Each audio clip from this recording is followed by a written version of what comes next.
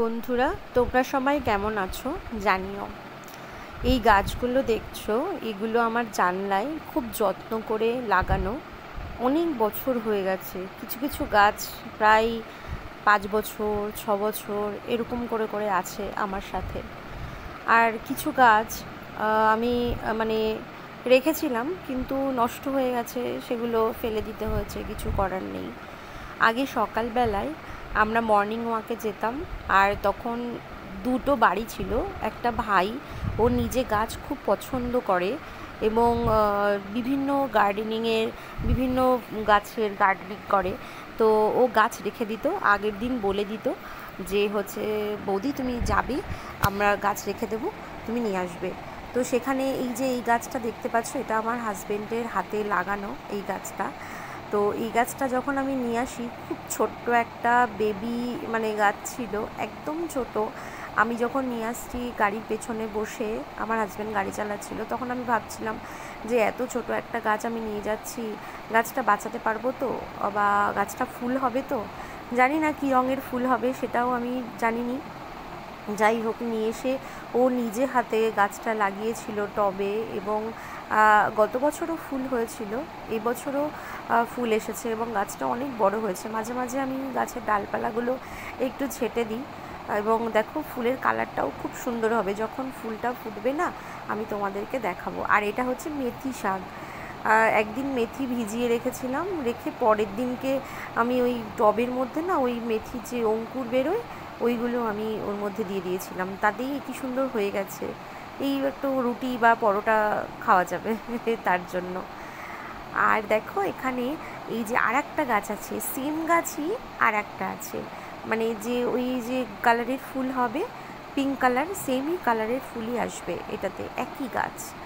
তো অ্যালোভেরা গাছটাও অনেক দিন হয়ে গেছে, অনেক বছর হয়ে গেছে অ্যালোভেরা গাছ। আমি যখন এনেছিলাম একদম ছোট্ট একটা বেবি গাছ ছিল, সেটা এখন বড় হয়ে পুরো ঝাঁকড়া হয়ে গেছে।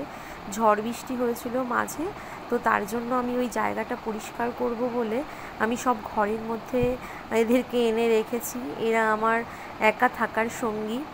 এবং এখানটায় যে পরিষ্কার করছি, দেখো খুব ভালো করে কাচের জানলাটা ভালো করে মুছলাম, পরিষ্কার করেছি। এবার আস্তে আস্তে এগুলোকে আবার ঠিক করে সুন্দর করে আবার ওখানে রেখে দেবো। দেখো ফুলের কালারটা আমার এত ভাল লাগছিল। ফুলটা এখনও ফোটেনি, যখন ফুটবে আমি তোমাদেরকে অবশ্যই ছবি শেয়ার করব। দেখো তারপর এই যে হয়ে গেছে আমার গোছানো। পুরো টবগুলোতে আমি দীঘাতে গেছিলাম অনেক বছর আগে। এইগুলো আমি ঝিনুকগুলো কুড়িয়ে নিয়ে এসেছিলাম উদয়পুর বিচ থেকে। উদয়পুর বিচে না, যদি তোমরা যাও, তোমরা দেখবে এরকম ঝিনুক এমনি এমনি পড়ে আছে, কেউ নিচ্ছে না, এমনিই পড়ে আছে। তো এখন আছে কিনা আমি জানি না। তো তখন প্রচুর ওরকম ঝিনুক পড়েছিল, আমি সেগুলোকে কুড়িয়ে নিয়ে এসেছিলাম এবং নিয়ে রেখে দিয়েছিলাম। তো এগুলো টবের মধ্যে দিয়েছি, দিয়ে সুন্দর করে একটু সাজিয়েছি, আমার ভালো লাগছিল। আর তখনই ভেবেছিলাম যেগুলো টবের মধ্যেই এরকম করে দিয়ে রাখবো। তো কেমন হয়েছে তোমরা একটু জানিও, কার কার এরকম ছোট ছোট গার্ডেনের শখ আছে তোমরা সবাই জানিও। আমি ভীষণ গাছ ভালোবাসি, ছোটোবেলা থেকে আমার ভীষণ গাছ লাগাতে, গাছের পরিচর্যা করতে আমার খুব ভালো লাগে। সবাই বলে যে গাছ লাগালে মন ভালো থাকে, হয়তো সত্যি। ওরা আমার সঙ্গে কথা বলে, আমি ওদের সঙ্গে খুব একান্তে কথা বলি, আমার ভালো লাগে। তো যাই হোক, এখানে দেখো কতগুলো পুদিনা গাছ আছে ছোট ছোট। গরমে না গাছগুলো ঠিক হচ্ছে না। আমি যতটা পারছি একটু ছায়ার দিকে রেখেছি। এখানে বেশি একটা রোদ পড়ে না সব সময়, কিন্তু হাওয়া বাতাস খেলে, খুব সুন্দর হাওয়া বাতাস খেলে। এগুলোকে ভালো করে গুছিয়ে আবার পরিষ্কার করে রেখেছি, এবং অল্প অল্প করে জল দিই, বেশি জল দিই না। এই গাছটা আমি কোথা থেকে এনেছিলাম আমার মনে নেই, এই গাছটা আমি কোথা থেকে যে এনেছিলাম। এটাও খুব ছোট ডাল এনেছিলাম, একটা ডাল এনেছিলাম, কিন্তু কোথা থেকে এনেছি আমার সেটা মনে নেই। এখানে আমি না কারি পাতা গাছ লাগাবো বলে টবটাকে ফাঁকা করেছি, ওখানে কিছু ছিল না, টবটাকে একটু আর ভালো করে মাটিটাকে ঠিক করতে হবে। আর এই গাছটা দেখো, এই গাছটা একটা মাসিমণি বাড়ি থেকে এনেছিলাম।